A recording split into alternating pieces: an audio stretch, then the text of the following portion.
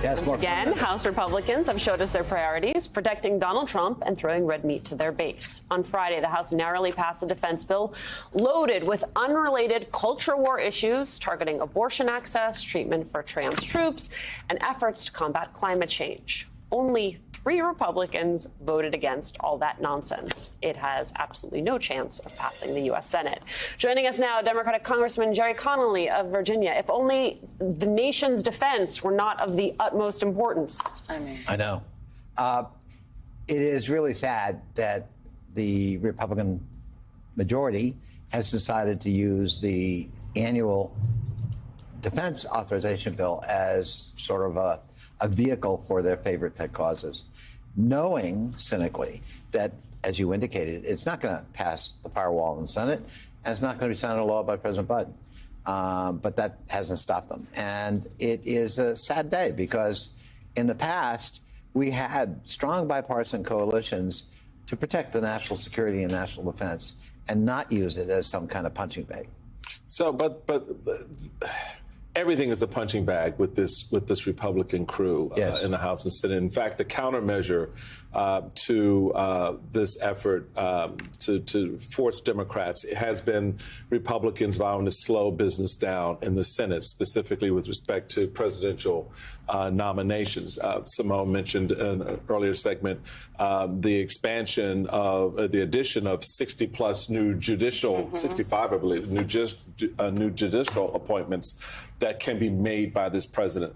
How does Senate and House Democrats sort of parry thrust, if you will, these efforts by Republicans to come after issues like abortion through the Defense Act, to come at the administration by slowing up its appointment power and capabilities? What is the countermeasure that you see going into this election that signals to your base you're in this fight, that you're standing your ground and you're not just saying words pushing the point, but you're actually using the tools available to you, more so in the Senate than the House, admittedly, to make it clear to the American people what you're up against?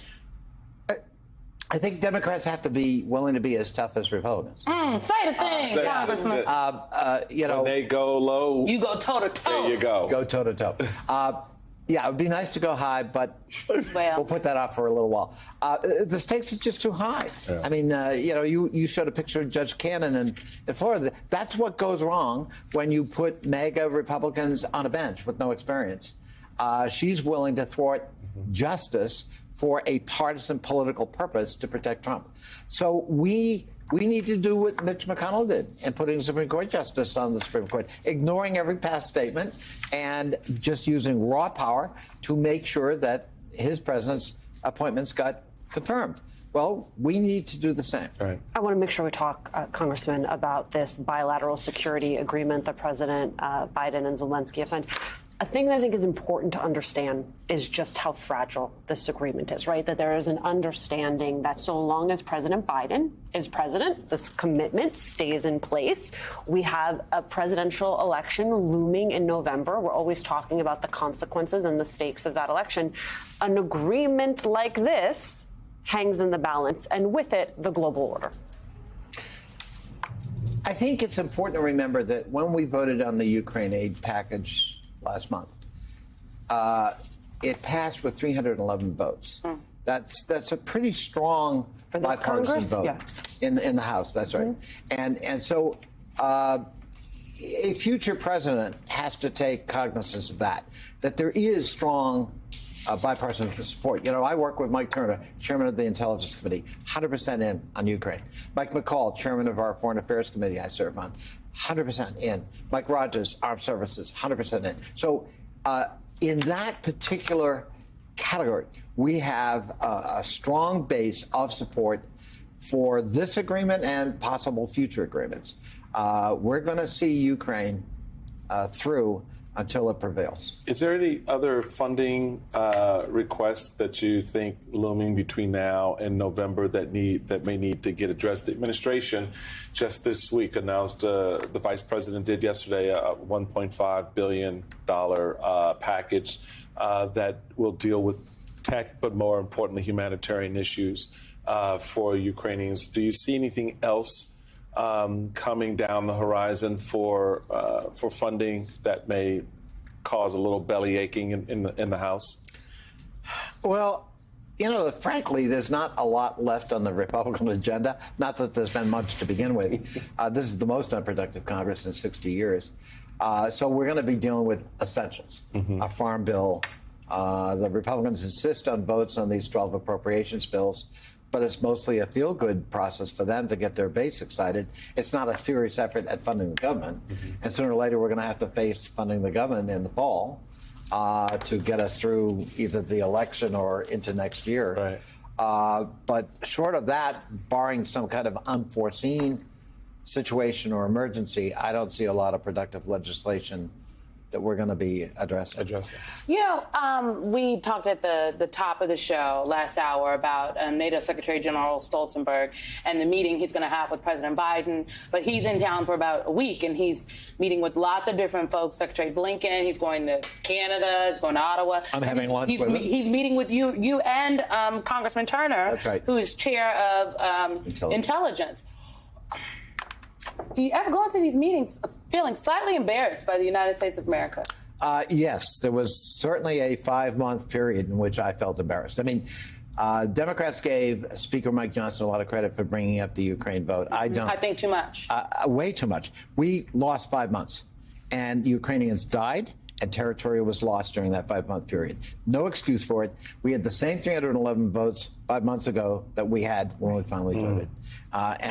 It was dithering because a new speaker didn't know how to put together a coalition or allow a free vote on the floor that had overwhelming bipartisan support. When we talked to Secretary Stoltenberg was on our show a couple weeks ago, and after that funding package passed, and we asked him, did he think it was too late for Ukraine? And he was quite diplomatic, as you could imagine, but essentially said that the aid did come late. Point you just made, Ukraine lost ground. There are less than 4 months until people start voting in this country. You represent a district in Virginia, I think, that people are a little more tuned in than most, I would argue, across the country, particularly on these issues of national security, Ukraine, what's happening in the war between Israel and Hamas. But you're also traveling the country. Are you concerned that the American people and some of these other places and spaces that you travel to are not grasping the gravity of this election and what it means for the world, not just us here at home? Yes, I do. And I think people, people vote their interest. So what's in it for me? I don't like inflation. I don't feel that. And we got to remind them, I love that question. Are you better off today than you were 4 years ago? 4 years ago, we were rationing and hoarding toilet paper. Remember that? And we had shortages everywhere. The economy was tanking. And here we are 4 years later in the ideal economy, leading the world, breaking records on the stock market, on unemployment, on job creation. And we've kind of forgotten what it was like 4 years ago. A lot got done. And we've got to be not only taking credit for that, but we've got to be bringing that narrative to people and reminding them what it was like and how far we have come. And that's a huge accomplishment. Especially, Michael, because we keep hearing about voters having Trump amnesia. An enormous amount of Trump amnesia. I mean, we're having this conversation in the last hour about why Americans still give more credit to Donald Trump on the economy than Joe Biden. As you mentioned, 4 years ago, rationing toilet paper and watching our neighbors, family members die from COVID because a president was ill-equipped both mentally as well as with the federal government apparatus to do something about it.